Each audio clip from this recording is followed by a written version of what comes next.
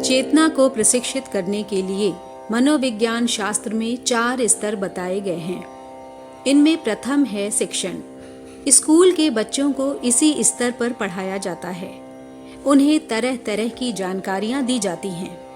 उन जानकारियों को सुन लेने भर से काम नहीं चलता। विद्यार्थी उन्हें बार बार दोहराते हैं। स्कूली पढ़ाई का सारा क्रम ही दोहराने, याद करने के सहारे खड़ा होता है। प्रकारांतर से ये रटाई किसी न किसी प्रकार हर छात्र को करनी पड़ती है। स्मृति पटल पर किसी नई बात को जमाने के लिए बार बार दोहराए जाने की क्रिया अपनाए बिना और कोई रास्ता नहीं। एक बार याद कर लेने से कुछ बातें तो देर तक याद रहती हैं, पर कुछ ऐसी हैं जो थोड़े दिन अभ्यास छोड़ देने से एक प्रकार से विस्मृत ही हो जाती हैं।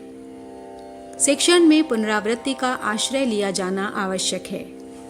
जप द्वारा अनभ्यस्त ईश्वरीय चेतना को स्मृति पटल पर जमाने की आवश्यकता होती है, ताकि उपयोगी प्रकाश की अंतःकरण में प्रतिष्ठापना हो सके।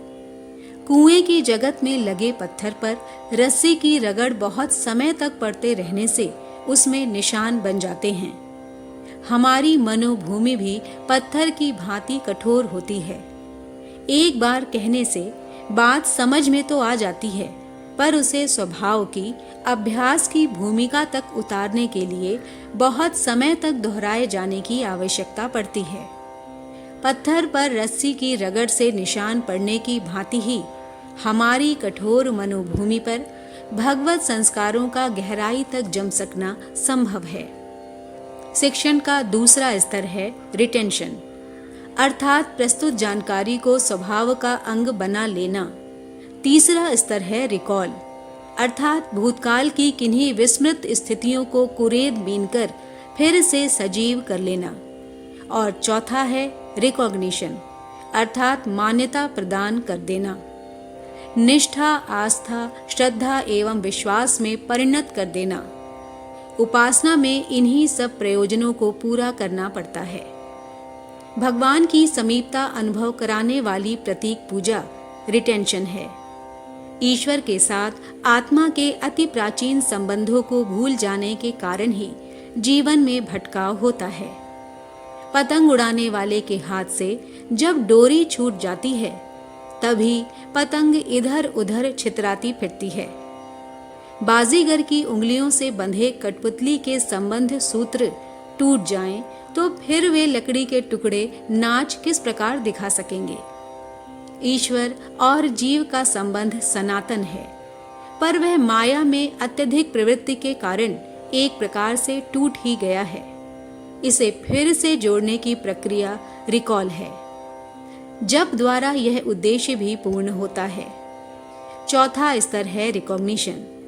इसमें पहुंचने पर जीवात्मा की मान्यता अपने भीतर ईश्वरीय प्रकाश विद्यमान होने की बनती है, और वह वेदांत तत्व ज्ञान की भाषा में अयमात्मा ब्रह्म, तत्वमसि, सोहमस्मि, चिदानंदोहम, शिवोहम की निष्ठा जीवित करता है।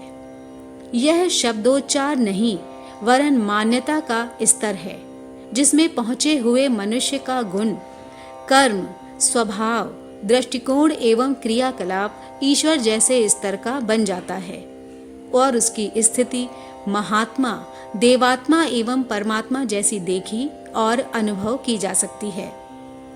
प्रहलाद की एक कथा है कि वे विद्यालय में प्रवेश पाने के उपरांत पट्टी पर केवल राम नाम ही लिखते रहे, और आगे की बात पढ़ने के लिए कहे जाने पर भी राम नाम ही लिखते रहे, और कहते रहे कि इस एक को ही पढ़ लेने पर सारी पढ़ाई पूर्ण हो जाती है। युधिष्ठिर की कथा भी ऐसी ही है। अन्य छात्रों ने आगे के पाठ याद कर लिए, पर वे पहला पाठ सत्यम वद ही रटते और लिखते रहे। अध्यापक ने आगे के पाठ पढ़ने के लिए कहा, तो उनका उत्तर यही था कि एक पाठ याद हो जाने पर दूसरा पढ़ना चाहिए।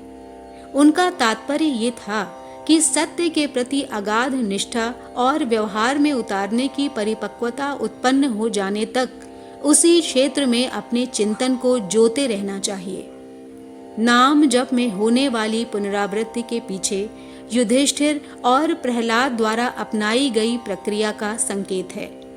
भगवान में जीवन बनाने की स्थिति आने तक नाम स्मरण करते जाना चाहिए। धन्यवाद और आपकी मंगल कामना के साथ इस सृजन सेनानी का नमस्कार।